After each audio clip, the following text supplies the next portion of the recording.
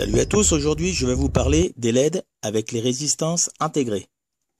On pourra les alimenter directement en 5 volts pour ce modèle-ci ou en 12 volts pour celle-là.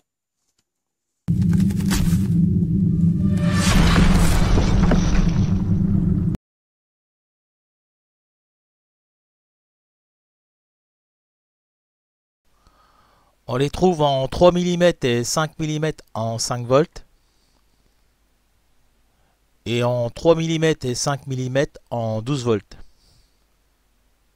Dans la LED, on y trouve une petite résistance CMS en série avec l'anode. La résistance CMS à l'intérieur, c'est le petit point noir qu'on peut apercevoir ici.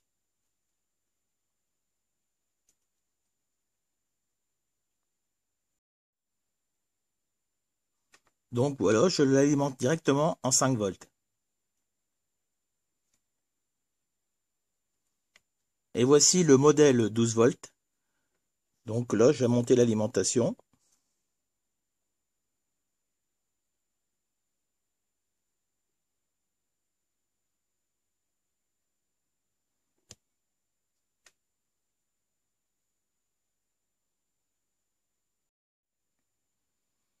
Pour la LED 5 volts, j'ai une consommation de 12 mA.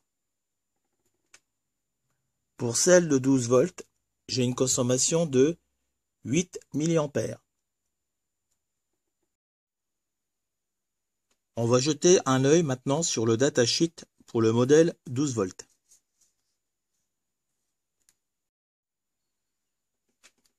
Donc voici les cotes pour le modèle 5 mm. Donc la tension d'alimentation maximum est de 14 volts et la tension inverse maximum c'est 5 volts. On a un courant maximum de 11,5 mA en 12 volts et typique 8,5 mA.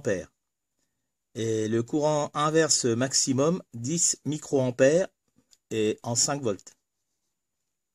Ici on a la courbe de luminosité en fonction de la tension d'alimentation. On a le courant de consommation en fonction de l'alimentation. Ici, on a la luminosité en fonction de la température. Donc, plus la température va être élevée et plus la lumière va descendre. Donc, on verra plus de luminosité si on la regarde en face que sur les côtés. C'est la longueur d'onde pour la lumière rouge. Pour ceux qui sont intéressés par les LED, il existe un vieux livre qui s'appelle 75 montages à LED. Des éditions ETSF. À l'intérieur, on y trouve des montages pratiques, faciles à réaliser soi-même.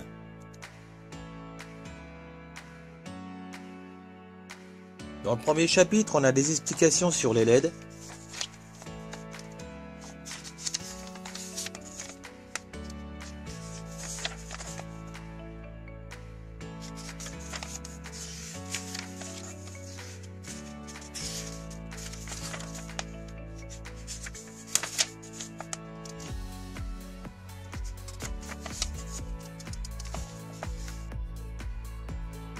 Et ensuite, on a des petits montages.